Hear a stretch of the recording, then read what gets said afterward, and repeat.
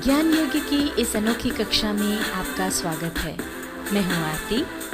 चलिए शुरू करते हैं आज का अध्याय। MS Excel 2007 में आज हम सीखेंगे डेटा टैब के अंतर्गत कंसोलिडेट ऑप्शन का उपयोग करना। ये देखिए, यहाँ पर शीट 1 पर हमने ये काम करके रखा हुआ है।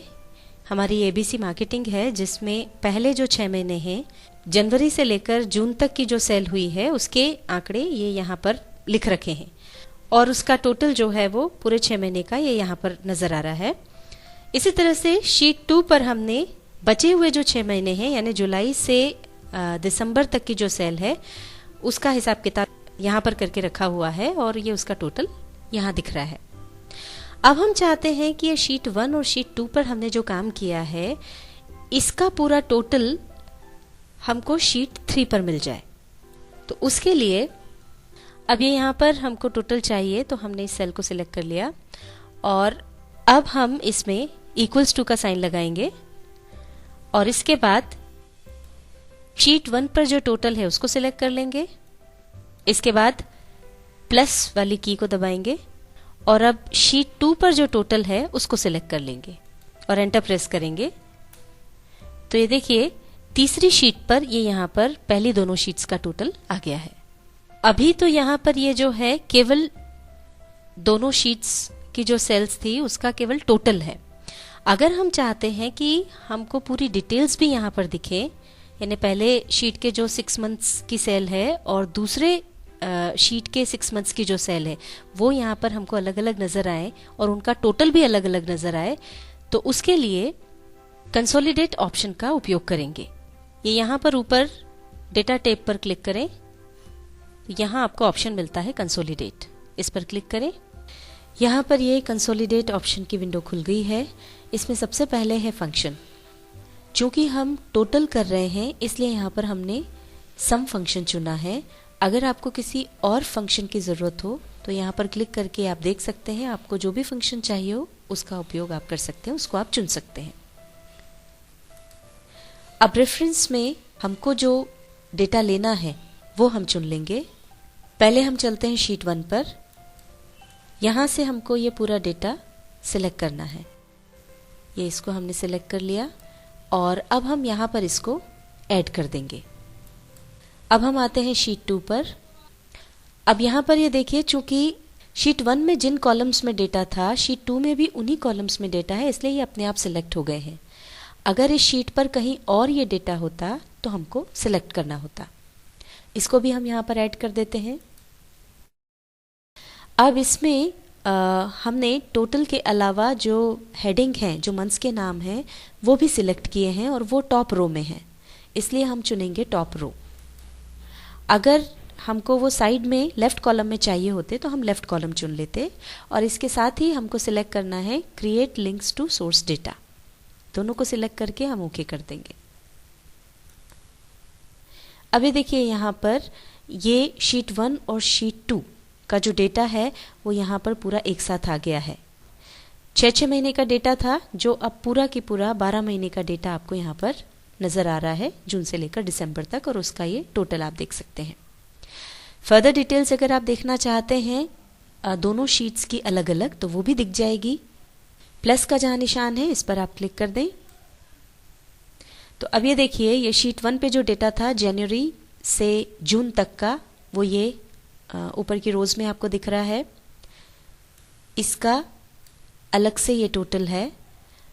उसके बाद दूसरी शीट पर जो डेटा था वो आपको यहाँ नजर आ रहा है, इसका अलग से टोटल है और उसके बाद पूरे 12 महीने का टोटल यहाँ पर अलग से आ गया है। अब यहाँ पर हम आपको एक बात और बता दें कि जो सोर्स डेटा है, अगर आपने उनके फिगर्स में कोई चेंज किया है तो यहाँ पर वो चेंज अपने आप आ जाएगा। मान लीजिए शीट 1 में जनवरी में ये 1500 यहाँ पर फिगर है, इसको मान लीजिए हमने चेंज करके 2000 कर दिया, तो अब ये 2000 होने के कारण जो भी चेंजेस टोटल में होंगे वो शीट 3 में अपने आप इनकॉर्पोरेट हो जाएंगे। ये देखिए, यहाँ पर जनवरी का जो 1500 फिगर था वो अपने आप 2000 हो गया है और इसी के साथ जो चेंज टोटल पे आना चाहिए वो भी आ गया है। यहाँ पर भी 500 रुपीज़ बढ़ गए हैं और इसी के साथ जो ओवरऑल टोटल था वो भी बदल गया है। अभी हमने देखा किसी एक फाइल में एक शीट से दूसरी शीट को जोड़ना। अब मान लीजिए हमारा अलग अलग फाइल्स में डेटा पड़ा हुआ है। ये जैसे यहाँ पर आप देख सकते हैं एबीसी मार्केटिंग 2011 का डेटा और एबीसी मार्केटिंग 2012 का डेटा, ये दो अलग अलग फाइल्स खुली हुई हैं और इनको हमको जोड़ना है। इनका टोटल हमको यहाँ पर चाहिए। तो दो अलग अलग फाइल से डेटा हम कैसे जोड़ सकते हैं वो यहाँ पर देखते हैं। अब यहाँ पर हमको एबीसी मार्केटिंग 2011 और 12 दोनों के जो डेटा हैं यहाँ चाहिए। इसके लिए हम कंसोलिडेट वाले ऑप्शन पर जाएंगे, इस पर क्लिक करेंगे और यहाँ रेफरेंस में जो जो डेटा हमको चाहिए वो हम सिलेक्ट कर लेंगे। अब पहले तो हमको एबीसी मार्केटिंग 2011 का डेटा चाहिए, तो हम इसको खोल लेंगे। ये 2011 का डेटा आ गया, इसको हम सिलेक्ट कर लेंगे और इसके बाद यहाँ पर ऐड पर क्लिक कर देंगे।